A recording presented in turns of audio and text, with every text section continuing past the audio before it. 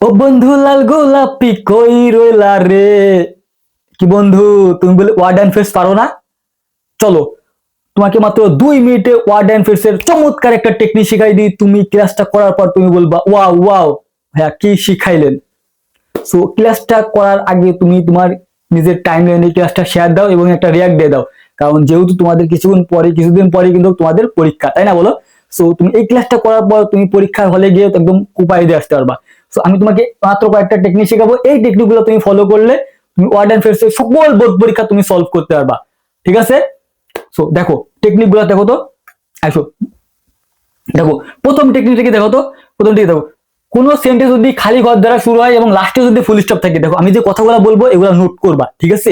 এগুলো নোট করবা, তাহলে তুমি সকল বোর্ড প্রশ্ন সলভ করতে পারবা। আমার এই একটা বোর্ড দেখে তুমি সকল বোর্ড প্রশ্ন সলভ করতে পারবা। ঠিক আছে?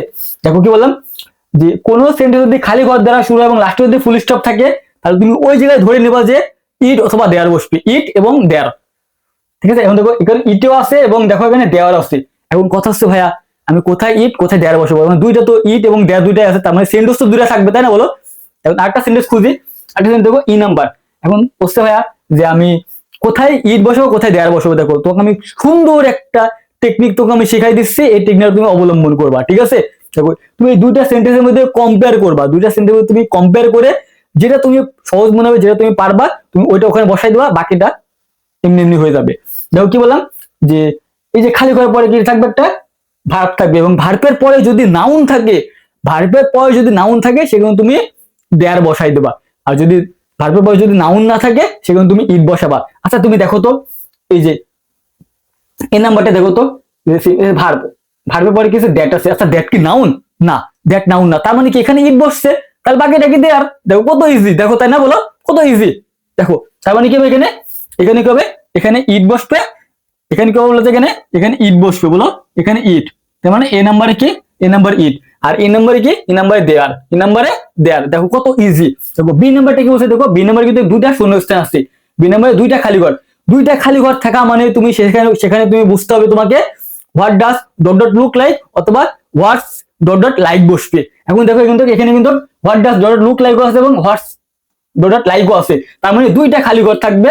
ঠিক আছে? দুইটা শূন্যস্থান মানে দুইটা গ্যাপ থাকবে, এরকম দুইটা সেন্টেন্স আছে এবং দুইটা সেন্টেন্স তোমাকে খুঁজতে হবে। দেখো বি নাম্বার আছে এবং এফ নাম্বার আছে। এখন এই দুইটার মধ্যে ভাইয়া কথা হচ্ছে ভাইয়া আমি কোথায় what does dot dot look like বসাবো এবং কোথায় হোয়াটস ইট ডট ডট লাইক বসাবো, তাই না বলো?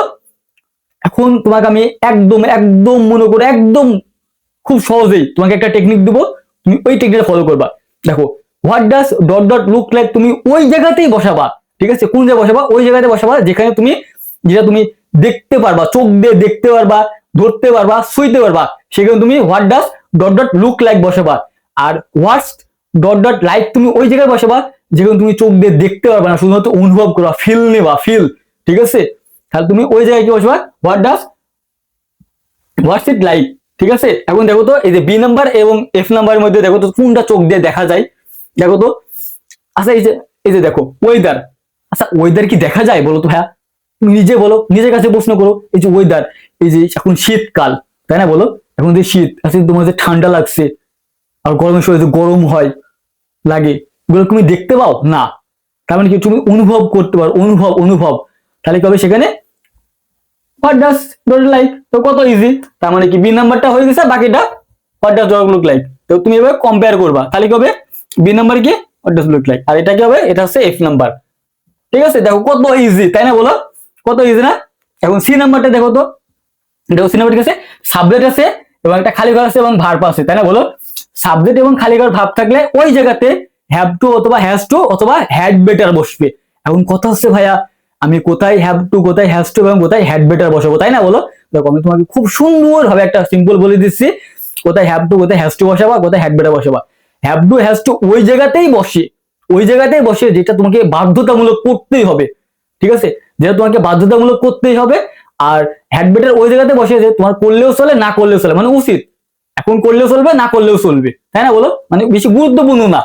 এখন দেখো এখন তো মনে করো দুইটা আছে, তার মানে এখানে হ্যাড বেটারও আছে, এখানে হ্যাজ টু হ্যাড বেটারও আছে, তার মানে দুইটা সেন্টেন্স আছে।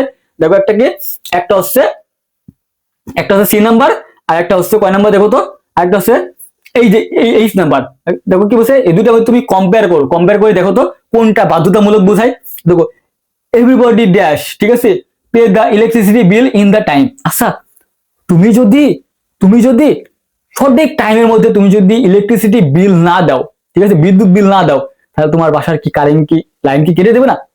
তার মানে কি এটা তোমার বাধ্যতামূলক দিতেই হবে, সঠিক সময় তোমাকে দিতেই হবে, নাহলে তোমার লাইনটা কেটে দিবে। তার মানে কি এখানে হ্যাভ টু অথবা হ্যাজ টু বসাবো। এখন কথা হচ্ছে ভাই এখানে তো হ্যাভ টু হ্যাজ টু দুটাই আছে, তাহলে আমি কোনটা বসাবো?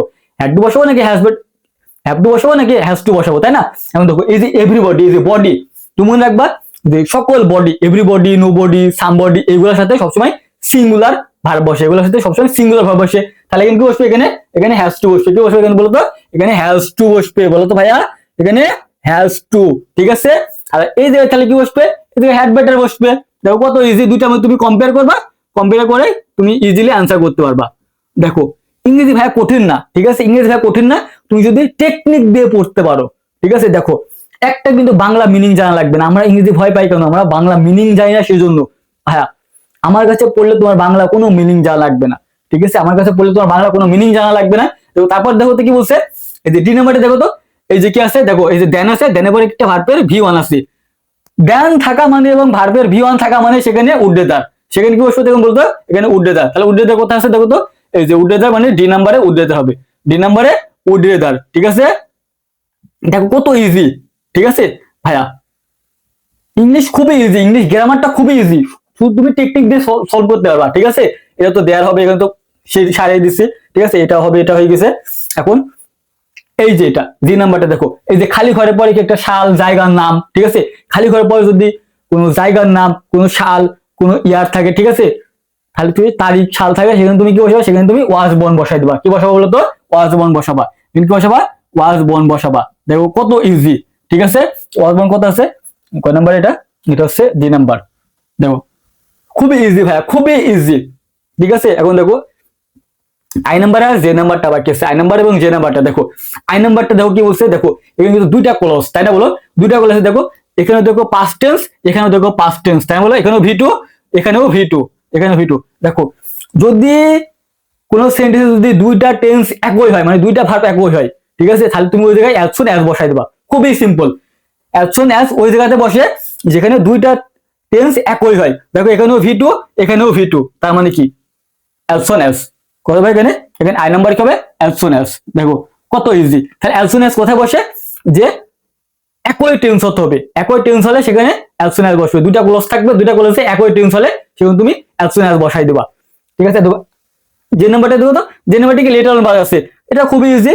যদি বাক্যে কোনো নট থাকে সেখানে তুমি লেটার অন বসাই দেবা। বাক্যে নট থাকলে তুমি সেখানে লেট অন বসাই দেবা। চোখ বন্ধ করে বাক্যে নট থাকলে সেখানে তুমি লেটার অন বসাই দেবা। দেখো যে নাম্বারটা কি হবে? লেটার অন হবে। দেখো এইভাবে তুমি যদি চমৎকার আকারে যদি তুমি সকল বোর্ড প্রশ্ন তুমি যদি সলভ করতে পারো ভাইয়া, তাহলে তোমাকে পরীক্ষায় আটকাই কে? তুমি যদি এখন এইভাবে চমৎকার আকারে তুমি যদি বোর্ড প্রশ্ন সলভ করতে চাও, তাহলে তুমি আমাদের এই কোর্সে ভর্তি হতে পারো, কারণ তোমার কিন্তু সামনে মডেল টেস্ট পরীক্ষার ডেট দিয়ে দিছে ভাইয়া। 1 মাস সময় আছে, তুমি যদি 1 মাসে তুমি যদি ইংরেজি, বাংলা, আইসিটি তুমি যদি পানি করতে পারো ভাইয়া, পানি যদি করতে চাও, তাহলে তুমি আমাদের এই কোর্সে ভর্তি হয়ে যাও। মাত্র এই যে একটা বিশাল ডিসকাউন্ট চলছে, এই ডিসকাউন্টে তুমি যদি ভর্তি হতে চাও, তাহলে তুমি ভর্তি হয়ে যাও। 100% তোমাকে আমি গ্যারান্টি দিচ্ছি, 100% তোমাকে গ্যারান্টি দিচ্ছি ভাইয়া। যদি তুমি তোমার জীবনের সেরা একটা রেজাল্ট তুমি যদি তৈরি করতে না পারছো, তাহলে তুমি আমাকে বলবা, আমি তোমার কোর্সে তোমাকে ব্যাক দিয়ে দেবো। এবং তোমাকে একটা সুখবর দিই, সেটা হচ্ছে তুমি যেই বিভাগে হও না কেন, তুমি আমাদের কাছে সকল মানে তোমার সকল সাবজেক্টে তুমি একদম A to Z স্পেশাল মানে 100% কমন তুমি সাজেশন পাবা। এবং আমার কাছে পড়লে তোমার কোনো বই পড়া লাগবে না, আমি তোমাকে যেগুলো দেবো ওইগুলা পড়লে তুমি 100% তুমি A+ পাবা, A+ পাবা, A+ পাবা। তুমি যদি টেস্ট পেপার, তুমি যদি কোনো সাপ্লিমেন্ট, কোনো গাইড কিনতে যাও, দেখবে তোমার 2000-3000 টাকা লেগে যাবে। বাট আমার কাছে তুমি মাত্র এই যে 349 টাকা দিয়ে তুমি সম্পূর্ণ কোর্সও করতে পারছো এবং তোমার বইও কিনা লাগছে না। সো যারা ভর্তি হবা, দ্রুত আমাদের কোর্সে ভর্তি হওয়ার জন্য এই যে নাম্বারটা দেখছো, এই যে এখানে একটা নাম্বার দেখছো 01715705603, এই নাম্বারে বিকাশ এবং নগদে সেন্ড মানি করে আমাদের এই নাম্বারে হোয়াটসঅ্যাপ আছে, হোয়াটসঅ্যাপে নক দিতে পারো এবং আমার পেজে নক দিতে পারো ভাই, ঠিক আছে।